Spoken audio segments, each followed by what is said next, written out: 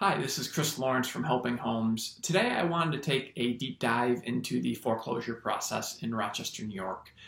We have helped individuals avoid foreclosure, walk them through the short sale process and purchase their home, and even given them information. And really at the end of the day, we're trying to create a win-win situation for the individual in the foreclosure process and ourselves. So I wanted to take a little more time and talk about the foreclosure process from what the borrower goes through and how we can purchase properties to help out the homeowners in foreclosure. So we'll break this down into five steps of the foreclosure process. So first off, what is a foreclosure? A foreclosure is a process which is started when the homeowner falls behind on their mortgage payments. Usually it's anywhere from 1 to 3 months. Really, it just varies on your state and counties. So first off, we'll start with step number 1, missed payments. As I mentioned before, it starts off with missed mortgage payments. Usually it starts with a hardship. Someone might be unemployed, death in the family, divorce, medical challenge, whatever that hardship may look like. Those are some of the main reasons why people stop paying their mortgage. If you are in this situation, it's essential that you reach out to the bank and talk with the lender as soon as possible. Sometimes you'll find that they are agreeable and there may be some options for you to avoid foreclosure. They might want to avoid this as much as you do. The bottom line is banks are in the business and they make their money when they are lending money. They're not in the business of owning real estate, because it's very costly. Filing a foreclosure with the court, then holding on to the property. They do not want to hold on to it. That is for sure. They do not make money holding real estate. They make money lending money on the property. So they want to avoid the property at all costs, because if they do buy a property, they have to maintain it. Cut the grass. All the maintenance, winterize it. All on their dime. So what happens if the home is in disrepair? How are they going to sell this? Or maybe they go through the process of hiring a contractor to fix it up. The banks don't want to do that, and frankly they hate this, and it's very costly. So banks will oftentimes try to work with you to avoid foreclosure. So step number 2, public notice. After 3 to 6 months, again this varies in state and counties, the lender will record a public notice with the county court, indicating that the borrower is in default on the mortgage. In Rochester, New York, this can be called a lis pendens or notice of default. This is when people in the public find out about your property, so you might be receiving phone calls, emails, letters in the mail, that sort of stuff. Step number 3. The pre-foreclosure process. So after receiving notice of default or lis pendens from the lender, the homeowner enters the pre-foreclosure period, and this is again this can be anywhere from 30 to 120 days depending on your local county. The homeowner can work out an arrangement with the lender to start a short sale process.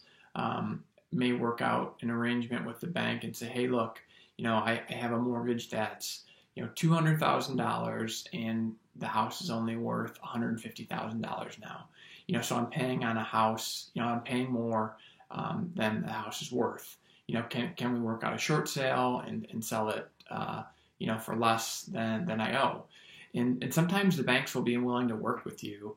And you're probably thinking, why would the banks want to work with you and pay less than what they owe? Because frankly, they would rather recoup some of their investment rather than losing it all.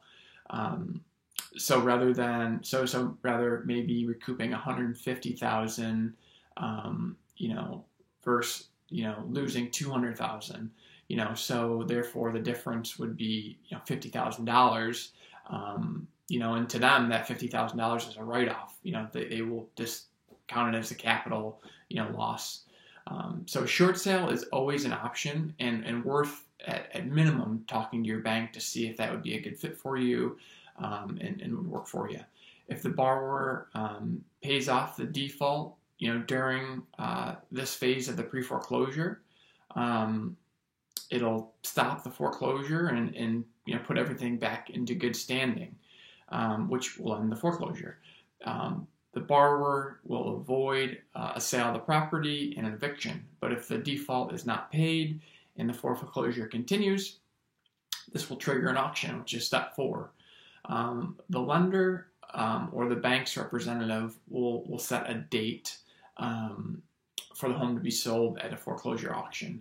The notice of trustee sale, which is recorded at the county clerk's office, this will be public notice, which they have to put in a local newspaper for around 30 days before the foreclosure auction. Auctions can be held at the court steps, the county court steps. The borrower has the right, if they can figure out a way to get the money together to buy the house on the day of the auction, they can actually bring the money on the day of the auction and cancel the sale.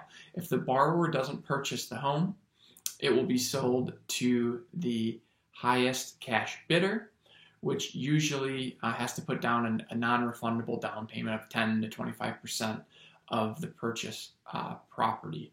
And if no one bids on the property, either the homeowner doesn't buy it or no one bids on the property like an investor, this will then go to or become a bank owned, which will be the 5th step, which is post foreclosure. So if there is not a third party that doesn't purchase at the foreclosure, then the lender takes ownership of the property. Again, banks do not want to own property. They are in the business of lending money, and that's how they make their money. So once the bank buys back the property, this then becomes an REO, which is a real estate owned property by the bank, which means that the bank now is the owner of the property. And then this is kind of a weird time when the bank owns it in a weird period, because it's hard to do business with the banks and figure out information, because again, this isn't what they do best. They lend money. So banks are not always the best at owning the property.